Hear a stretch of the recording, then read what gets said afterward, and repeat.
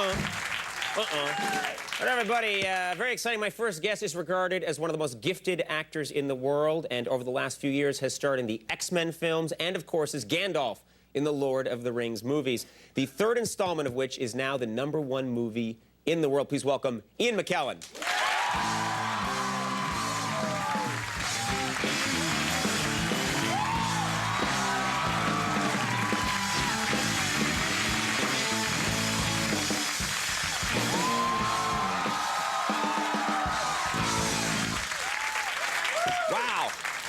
Thank you for being here. Well, I'm awfully glad I wasn't with you yesterday. That looks a dreadful party you had. Yes, I'm sorry. I'm never doing that again. I'm never hanging out with those horrible people. How does it now in England? The day after Christmas has a name, doesn't it? Boxing Day. Boxing Day. Yeah. I've never understood. I used to, when I was a kid, I thought everyone fought each other on that day, but that's not what it is. Well, it's a big sports day actually. St. Stephen was the patron saint of horses. So the horse races and so on. But I don't think boxing. No, I think the boxes were what the rich people put the remains of their Christmas dinner in and then gave it to the servants on Boxing Day. That's the tradition, right. They called it Boxing Day because they would give what was left over to the servants on that day. But it's nice because it's a bank holiday, so we get 2 days off. But you you work on St. Stephen's Day. Here we are, working on Yes, exactly, yes. I'm not going to take the day after Christmas off. I'm going to work on that day. Well, here you are doing it. Everyone keep quiet, all right? What I do with my private life is my business. Elijah Wood was here the other day, and terrific guy, as you know, and I'm talking to him, and I told him, and this is true, I love the Lord of the Rings movies, even though I don't always know what the hell is going on. And I think that's the experience, because they're visually so powerful and the acting is so terrific that it draws you in, but there are moments in these films where people are saying, we must get down to Nardiar, to Borndar, and steal the giggle pudding, and I'm just, you know, I'm there. I'm just, let's go. And you went to Harvard, Yeah, didn't well, you? no. I was asked to leave, yeah. I know there's not a giggle pudding. That comes later in the fourth installment. The reputation of Lord of the Rings, the book, was made on the campuses of North America, obviously not at your university, apparently, but I know what you mean. It is a bit difficult. And when we filmed the whole trilogy as one long movie down in New Zealand over a year and a half, and I must say, it wasn't until I actually saw the third movie that I knew exactly what was going on. But the second time round, I thought it was There must have been good. times where you were acting in a scene and you were thinking to yourself, I don't know exactly why we're doing this again. Actually, the very first day I was shooting, I did the very first scene for Gandalf the Grey when he arrives in Hobbiton on board his horse and cart, and I knew where I was because it was the very first scene. The second day of shooting, we went back to Wellington to the studio, and I did the very, very last scene of the third movie, saying goodbye to 4 hobbits who I'd never met before in my life. So when you see the movie and you see that rather serene, blank look on my face, it's because I haven't a clue what's going on. That's incredible. I mean, they do shoot movies out of sequence, but to shoot a 3-part trilogy that much out of sequence is insane. It has something to do with Kate Blanchett's availability, I think. Well, she's very powerful, yeah. So that's interesting. So that's real acting then, when you had to summon up, this has been all these adventures I've had with these hobbits that I haven't really even had yet. Acting, that's what I do. Very for a good, living, yes, I know that. I deserve that. I deserve that. Happy Boxing Day for me.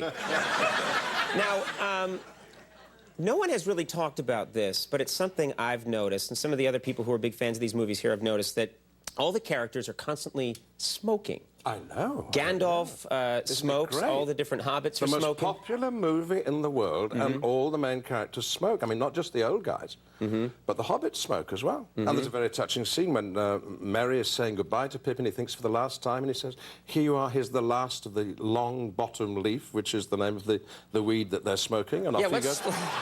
Let's talk about that, yeah. Well, what were they actually packing into their pipes? Well, I don't know. Tolkien was a great pipe smoker, so it's probably innocent nicotine, but... Although it could, if it wasn't, it could explain that all of this is in their minds. Exactly, which is why you don't understand it. Yeah, that there's no Mordor or anything. They're just all sitting around and it's happening in their minds. Obviously, the best way to enjoy Lord of the Rings is to have a smoke first, if not during it. Yes, probably, yeah. Of something legal, exactly. I have to keep the order here because they look up to me. Oh, wait, no, they don't.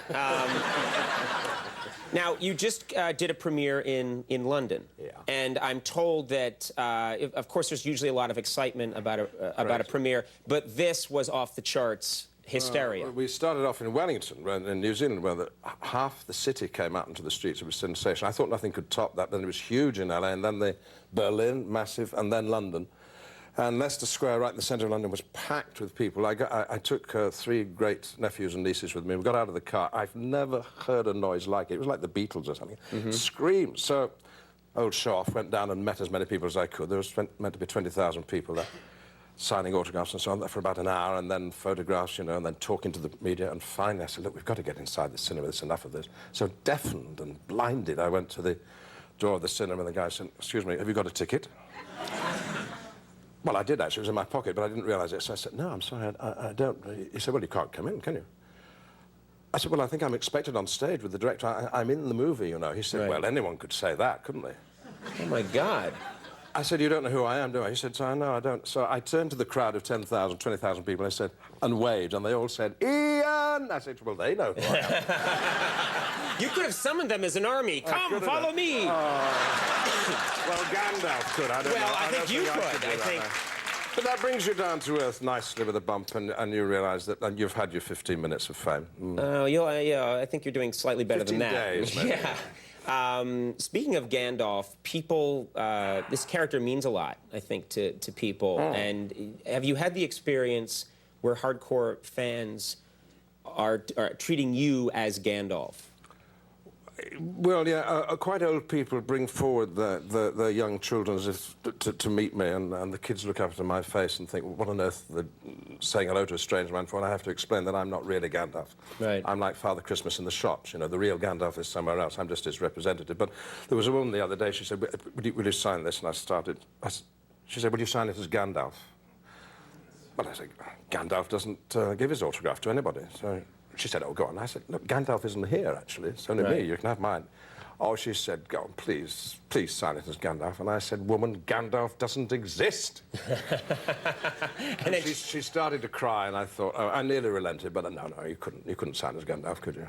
Well, you could, and maybe you could. And he does exist, of course. He's just not around. He's just not around right now. He's immortal. He's immortal. But I tell you, to play someone who is... He is. I'm getting scared now. No, he is.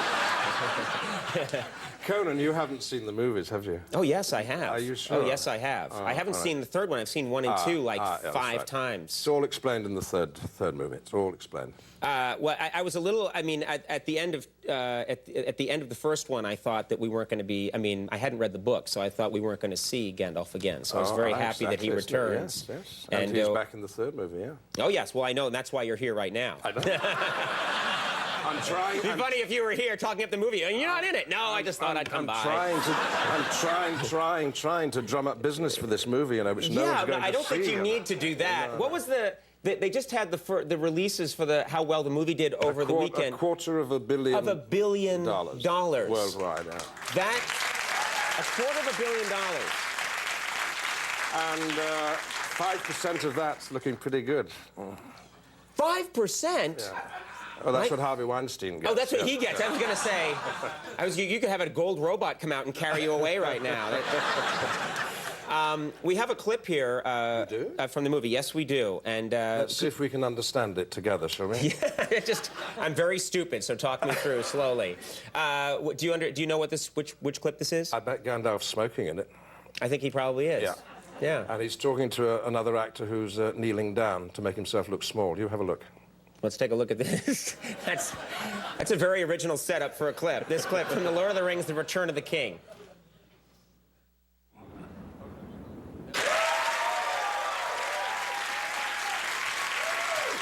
That's such a great character. You can tell he's kneeling down, though, can't you? Well, no, he's kneeling down because they have to appear. I mean, but it's such an expensive movie and such special effects that they're actually just having people kneel, you'd think. Exactly. You'd think they could do something much cooler than that. Otherwise, you'd never get to work with the other actor. You'd always be working with a small double or something, or some digitalized figure. Right. So whenever they can, they just literally have someone kneel. Oh. Wow. That's simple. Chance that you will do, I know this is switching to another incredibly popular genre and series that you work on, but another X-Men. Is there going to be an X-Men 3? Well, I certainly hope so, and I saw X-Men 2 the other day. They sent me the DVD. I hadn't seen it, so I said... Wait, you hadn't seen it, really? Well, I didn't think it was going to be much good, but I was wrong. It was terrific. So I sent an email to Bryan Singer, the director, and said it was great as there's going to be a third movie, and he said he thought there might be, and could I get him a ticket for the opening of Lord of the Rings? So I got him 6 tickets. So I guess I'm going to be in X-Men 3 when it happens. Wow, you've, I don't know, it's, you've got so many amazing films that you can be part of. It's incredible. But isn't it lovely happening at this time of life, you know? It's 64, will you still love me? Will you still need me when I'm 64? The answer to both is clearly yes. Thank yes. you. We do need you. We do love you. The Lord of the Rings, The Return of the King is in theaters now, and, you know, it really is an honor every time you're here. Thank you so much for being here. Always good to have you. Ian McKellan, Petra Nemkova is coming. We'll take a break. We'll be right back.